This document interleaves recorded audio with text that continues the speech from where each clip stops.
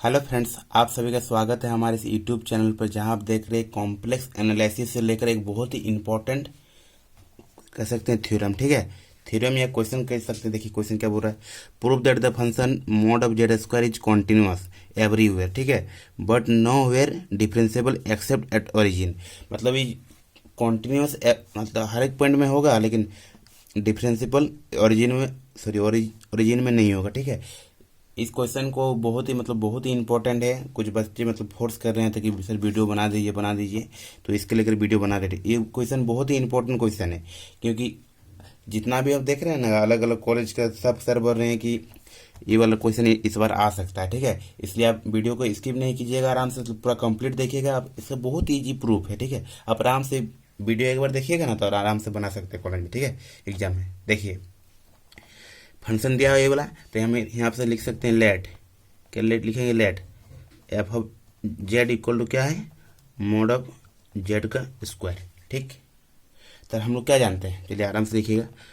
Where हम लोग जानते क्या जानते हैं, जेड इक्वल टू होता है, क्या होता है, एक्स प्लस आई वाई होता है कि नहीं, कॉम्प्लेक्स नंबर। ठीक, देखिए तो एफ ऑफ जेड क्या लिख सकते हैं, आपको पता है मोड जेड का क्या वैल्यू होता है। मोड जेड का होता है root under x square plus y square का होल स्क्वायर, है कि नहीं। सिर्फ सिंपली यही किए हैं, कुछ नहीं किए हैं। इसको हम क्या लिख सकते हैं, x square plus y square लिख सकते हैं कि स्क्वायर रूट का हट जाएगा, प्लस आई इंटू जीरो लिख सकते हैं कि नहीं। इसमें ओनली फॉर रियल पार्ट है, इमेजिनरी पार्ट नहीं है, इसलिए हम अपने से जीरो मान लिए। ठीक, अब देखिए आगे, अब हम जानते हैं। देखिए यहाँ पर लिख सकते हैं comparing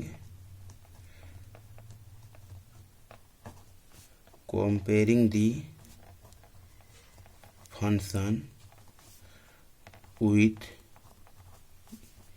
देखिए एफ ऑफ जेड इक्वल क्या होता है एनालिटिक फंक्शन में, E of X Y plus I भी ऑफ एक्स वाई। ठीक है, यहाँ कोई दिक्कत नहीं यहाँ तक।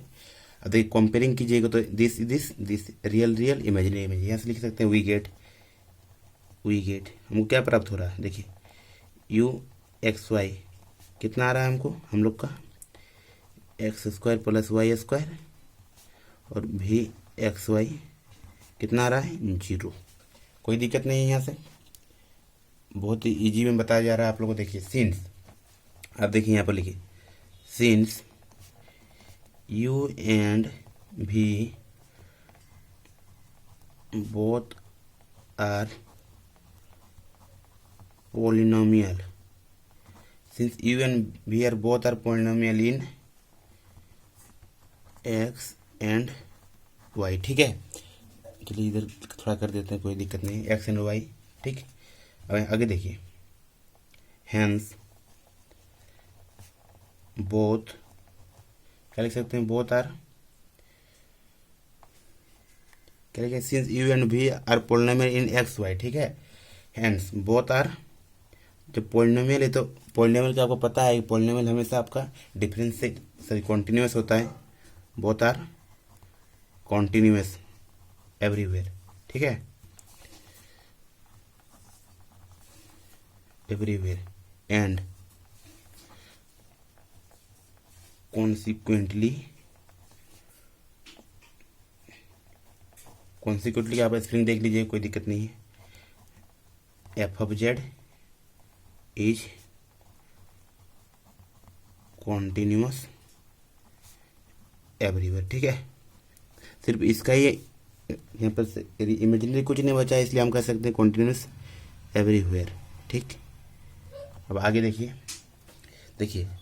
हमको पता है by the property of differentiable. ठीक है, एफ ऑफ जेड क्या होता है, f of z plus del z minus f of z बट्टा डेल जेड होता है कि नहीं। तो यहाँ लिमिट छूट गया, कोई दिक्कत नहीं, लिख देते हैं limit del z tends to zero. ठीक, कोई दिक्कत नहीं है। अब आगे देखिए, आराम से देखिए, कोई दिक्कत नहीं है।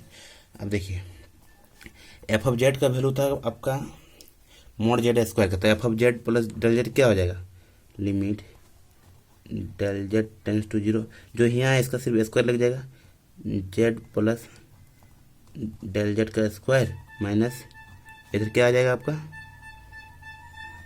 जेड का स्क्वायर बट्टा डेल जेड। ठीक है, देखिए बाहर तरफ पारोटी का मतलब आया बिकने के लिए, कोई दिक्कत नहीं है। अब देखिए आगे limit del Z tends to zero. अब इसको क्या आता है आपको प्राय पता है, मॉड जेड स्क्वायर को क्या लिख सकते हैं जेड इंटू जेड बार, तो यहाँ से लिख सकते हैं z plus del z, z plus del z के बार माइनस क्या लिख सकते हैं जेड इंटू जेड बार बटा डेल जेड। कोई दिक्कत नहीं है। अब आगे देखिए, जो बस थोड़ा सा है इसके बाद प्रूफ हो जाए, कोई दिक्कत नहीं है। अब देखिए सिंपली अब इसको सॉल्व कीजिएगा ना, कोई दिक्कत नहीं। देखिए सॉल्व डायरेक्ट कर दे, चलिए डायरेक्ट कर देते हैं। Limit del Z tends to zero, इसको अब अलग अलग कर लीजिएगा, जेड का बार अलग कीजिएगा, डेल जेड का बार अलग कीजिएगा। ठीक है, यहाँ से आप कर सकते हैं जेड जेड बार प्लस, देखिए जेड जेड बार प्लस जेड डेल जेड बार प्लस डेल जेड जेड बार प्लस डेल जेड बार, ठीक, माइनस जेड डेल जेड बट्टा डेल जेड। देखिए ये कट रहा है आपका, कोई दिक्कत नहीं है, कटने दीजिए। सिंपली आप इसको अलग अलग बट्टा में कीजिएगा ना, देखिए तो डेल जेड यहाँ पर कट जाएगा, यहाँ पर कट जाएगा, सिर्फ इसके नहीं कटेगा। देखिए limit del Z tends to zero क्या हो जाएगा आपका, देखिए डायरेक्ट लिख दें, हाँ कोई दिक्कत नहीं है, आप थोड़ा समझ लीजिएगा। डेल जेड बट्टा डेल जेड को कॉन्जुगेट प्लस बटा डेल जेड, यहाँ पर बचेगा प्लस, ओनली फॉर बचेगा जेड बार प्लस यहाँ पर बचेगा डेल जेड बार। ठीक, देखिए अब यहाँ पर थोड़ा ट्रिक लगाइएगा। जब del Z tends to zero हो रहा है तो ये तो आपका जीरो का इक्वल होगा कि नहीं। यहाँ पर नहीं कर सकते हैं कि उसके क्या बोलते हैं इन्फिनिटी में आ जाएगा, इसलिए नहीं लिख सकते, तो यहाँ डायरेक्ट लिख सकते हैं जीरो, तो ये वाला हट जाएगा। तो limit del Z tends to zero z del Z का बार बट्टा del z plus z bar, ये तो आपको जीरो हो जाएगा, यहाँ लिख दीजिएगा साइड में। Del Z tends to zero implies that del Z का conjugate always tends to zero. ठीक है, अब आगे देखिए, कोई दिक्कत नहीं आता। अब आगे देखिए, ये आपका किसका वैल्यू निकला है, आपका निकला है एफ ऑफ डैश। यहाँ से एक लाइन लिख दीजिएगा 10, f of dash z equal to limit del Z tends to zero z del z के बार बटा del z plus z bar. ठीक है, अब देखिए आगे देखिए, एट मान ले तो कोई पॉइंट जब जेड इक्वल टू जीरो है, मान ले किसी पॉइंट में जेड इक्वल टू जीरो है, तो देन जब इसका रियल पार्ट मतलब जेड मतलब पूरा जीरो आ रहा है, तो यहाँ से सिंपली है कि इसका क्या बोलते हैं कॉन्जुगेट भी जीरो आएगा, आए कि नहीं, कोई दिक्कत नहीं है। तो यहाँ से क्या लिख सकते हैं, देखिए एफ डैश जेड दिख रहा होगा आप लोग को, चलिए हम अच्छा से कर देते हैं। एफ डैश जेड तो क्या लिख सकते हैं, देखिए यहाँ पर आपका जेड का वैल्यू, यहाँ जेड का, दोनों का जेड जीरो पुट कर देना। चलिए limit del Z tends to zero, देखिए जीरो इंटू डेल जेड का बार बट्टा डेल जेड प्लस जीरो, तो ये आपका सिंपली जीरो आ जाएगा। चलिए यहाँ पर लिख दे रहे हैं जीरो। देखिए एफ डैश जीरो के इक्वल आ गया कि नहीं, इस कॉन्टिन्यूस तो हमको यही तो दिखाना पड़ता है कॉन्टिन्यूस में, तो यहाँ से लिख सकते हैं, क्या लिख सकते हैं, यहाँ से लिख सकते there sorry F dash Z exist at Z equal zero. हम यहाँ पर लेके चले थे एट जेड इक्वल जीरो, अब जेड नॉट इक्वल जीरो लेके चलते हैं। ठीक है, अब आगे देखिए, आगे देखिएगा, जब at z is not equal to zero, ठीक है, तो देन जब z not equal to zero है तो हम इसके लिए मानते हैं डेल जेड में कुछ मान लेते हैं, then let del z equal क्या हो जाएगा r cos theta plus i sine theta. अब बोलेगा सर ये कैसे आया, तो इसका अब आर्गुमेंट प्रॉपर्टीज होता है। ठीक है, कोई दिक्कत नहीं आता है। अब देखिए नाउ हमको ये फाइंड करना है डेल जेड बटा डेल जेड। ठीक है, नाउ कर सकते हैं डेल जेड का बार बटा डेल जेड इक्वल टू क्या हो जाएगा, देखिए इसका बार मतलब इसका कॉन्जुगेट, तो यहाँ r cos theta plus i sine theta sorry यहाँ माइनस हो जाएगा कॉन्जुगेट में, यहाँ नीचे बैठेगा, नीचे आएगा आपका r cos theta plus i sine theta. अब सिंपली इसको सॉल्व कीजिएगा, देखिए आर आर कट जाएगा, इसको ऊपर में मल्टीप्लाई, देखिए नीचे में प्लस में है ना, तो ऊपर में माइनस से मल्टीप्लाई होता है तो डायरेक्ट लिख सकते हैं। चलिए डायरेक्ट लिखते हैं, चलिए डायरेक्ट लिखते हैं। हाँ, cos theta minus i sine theta का होल स्क्वायर हो जाएगा कि नहीं। देखिए यहाँ प्लस में है तो ऊपर माइनस से इंटू वाला मल्टीप्लाई होगा। अब देखिए A minus A plus B, A minus B क्या होता है, A square minus B square formula होता है कि नहीं। तो यहाँ से लिख सकते हैं cos square theta plus, sorry हाँ माइनस, या माइनस आ जाएगा आई साइन थीटा का होल स्क्वायर। ठीक, अब आगे देखिए, अब सिंपली इसको कीजिएगा। देखिए आपका क्या बोलते हैं, कॉम्प्लेक्स नंबर से पढ़े होंगे कि सेमेस्टर 1 में पढ़े होंगे, ठीक है।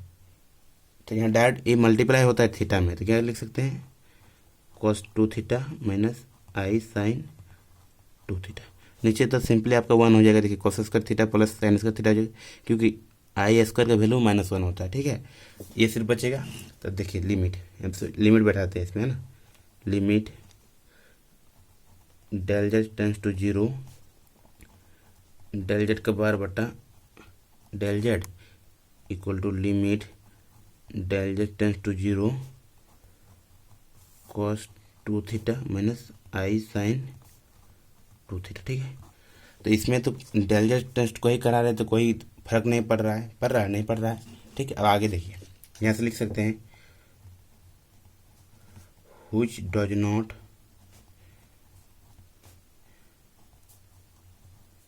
tends to a unique limit, ठीक है, as del z tends to 0 since the सचमिट होता है, सब कुछ होता है, डिपेंड्स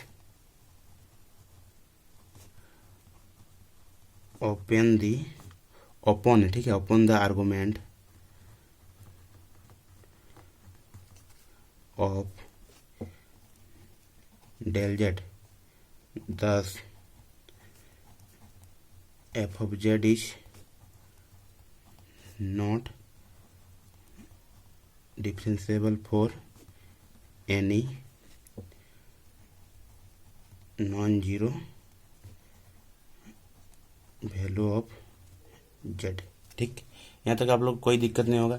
आशा करते हैं कि थ्योरम आपको बहुत ही इजी वे में समझ में आ गया होगा। चलिए मिलते हैं नेक्स्ट वीडियो में, धन्यवाद।